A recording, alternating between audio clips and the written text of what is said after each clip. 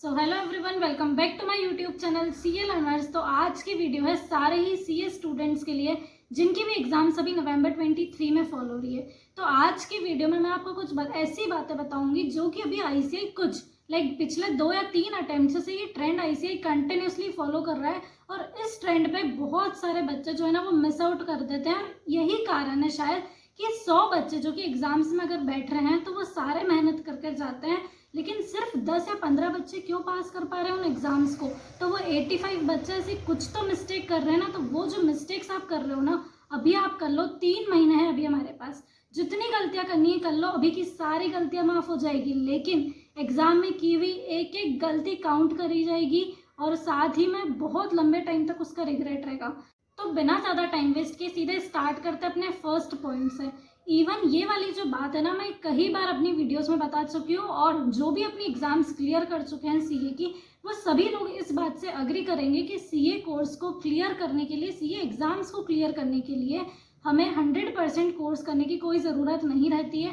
80 या 85% कोर्स कर भी हम इजीली क्लियर कर सकते हैं। लेकिन बहुत सारे लोग इस बात को गलत तरीके से इंटरप्रेट कर लेते हैं। अब वो क्या सोचते हैं, आप ये समझो फंडा, कि अगर हम 80% कोर्स कवर करना चाह रहे हैं तो इसका मतलब क्या होता है कि 10 चैप्टर्स में से आप एटलीस्ट 8 चैप्टर कवर करके जाओगे।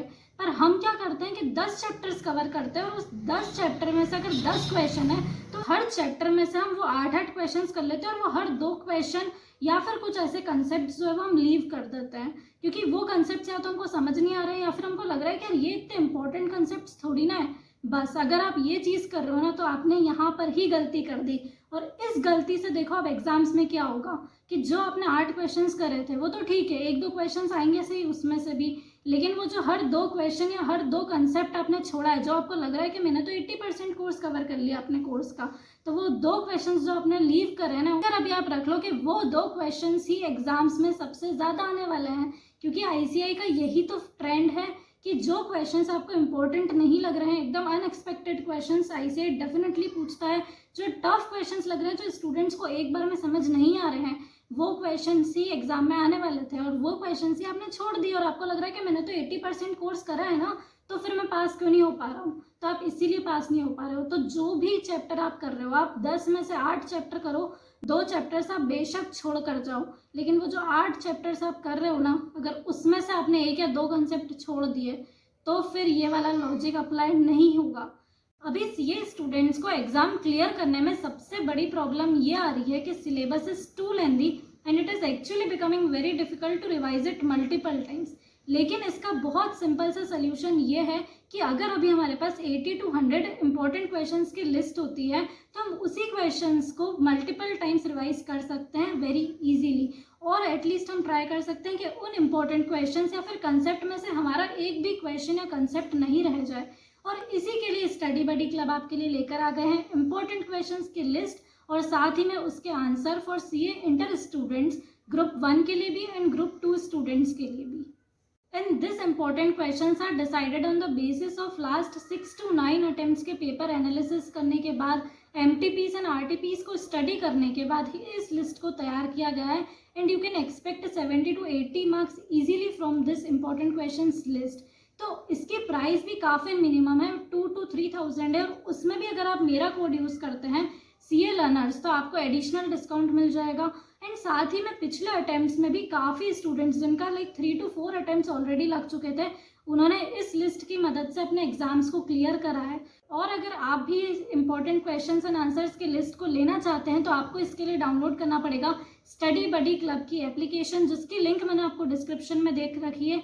तो आप वहाँ से इसको जल्दी से डाउनलोड कीजिए और अपनी एग्जाम्स को ईजिली क्लियर कीजिए। इसके बाद भी अगर आपको किसी तरह के कोई डाउट आता है या फिर क्वेरी आती है तो आप सीए प्रतीक ठक्कर सर, जो कि फाउंडर है स्टडी बडी क्लब के, उनसे डायरेक्टली व्हाट्सएप पर कांटेक्ट कर सकते हैं और आपके सारे डाउट्स का रिप्लाई आपको काफ़ी जल्दी मिल जाएगा।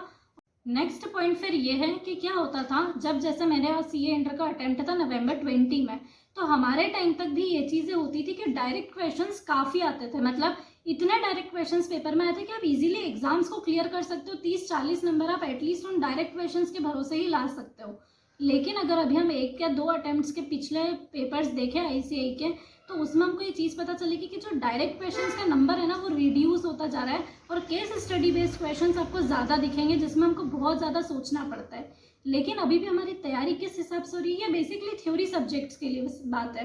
तो अभी भी हम तैयारी किस हिसाब से कर रहे हैं, प्रोविजंस हम पढ़ रहे हैं, हमको लग रहा है कि हमको सब चीज़ें समझ आ रही है, लेकिन आप एक बहुत बेसिक गलती कर रहे हो। वो ये है कि कोई भी कंसेप्ट अब आप जब आप पढ़ते हो तो क्या आप उसके क्वेश्चंस उसको हाथों हाथ सॉल्व करते हो? क्योंकि एक कंसेप्ट के जब आप 3 क्वेश्चन सॉल्व करोगे तो हो सकता है कि फर्स्ट क्वेश्चन आपसे बिल्कुल ना बने, आपको समझ ही नहीं आए। प्रोविजन आपको पूरा समझ आ गया था लेकिन क्वेश्चन आपसे नहीं बन रहा है, तो कोई बात नहीं, अभी नहीं बन रहा है ना, तो अभी तो सब चीज़ें चल जाएगी। सेकेंड क्वेश्चन करोगे जब उसी कंसेप्ट का तो आधा समझ आएगा, आधा समझ नहीं आएगा।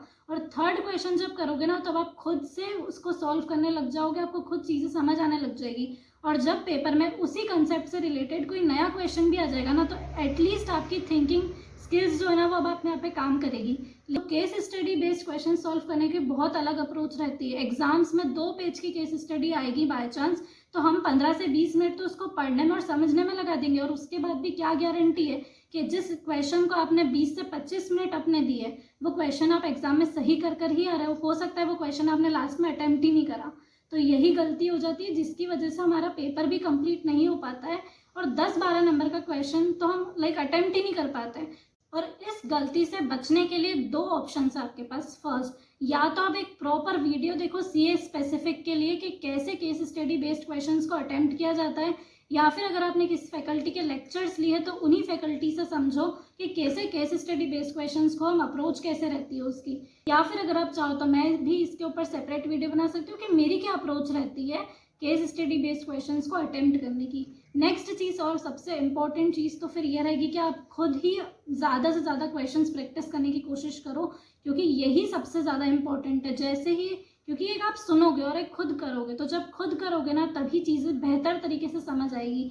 कोई भले आपको कितना ही समझा दे लेकिन जब तक खुद से करके नहीं देखोगे चीज़ें समझ नहीं आने वाली है।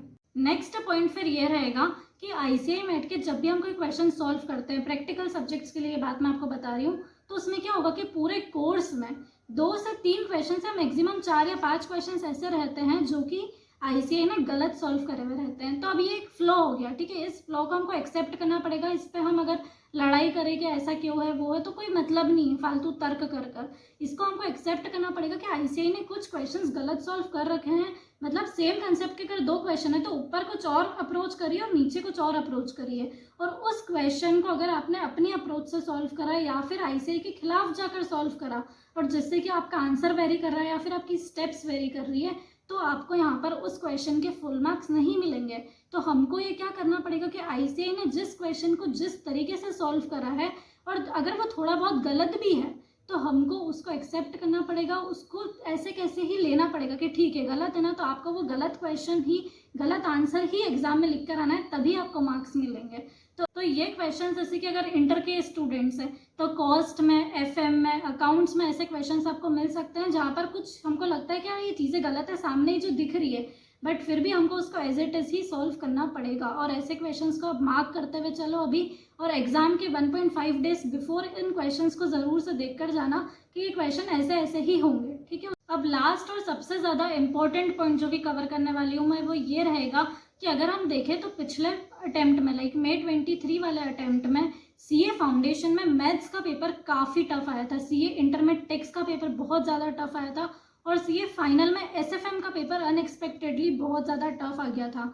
लेकिन हम अगर प्रेडिक्शंस करें तो CA फाउंडेशन में नॉर्मली लॉ का पेपर टफ आता है और CA फाइनल में कॉस्ट का पेपर टफ आता है, बट ICAI ने क्या करा इस बार के ऐसे पेपर्स टफ दे दिए जहाँ पर बहुत सारे लोग एग्रीगेट टारगेट करते हैं, और यहाँ पर ही दिक्कत हो जाती है। जिन लोगों की प्लानिंग ऐसी रहती है कि यार हम 2 सब्जेक्ट में एग्रीगेट ले आएंगे तो 60-70 नंबर उधर हो जाएंगे और 2 सब्जेक्ट में हम 40-40 तैयारी कर लेंगे तो हमारा ग्रुप भी क्लियर हो जाएगा, और हमको ऐसी उनकी प्लानिंग रहती है। तो अब क्या होगा कि जब ऐसा पेपर जो कि अनएक्सपेक्टेडली, जिसमें हमने एग्रीगेट टारगेट करा था कि एग्रीगेट के लिए पढ़ाई करेंगे, एग्जाम्शन टारगेट कर लिया था, उस पेपर में 40 लाने के भी वांदे पड़ गए, मतलब बहुत मुश्किल हो गया 40 लाना भी वहाँ पर।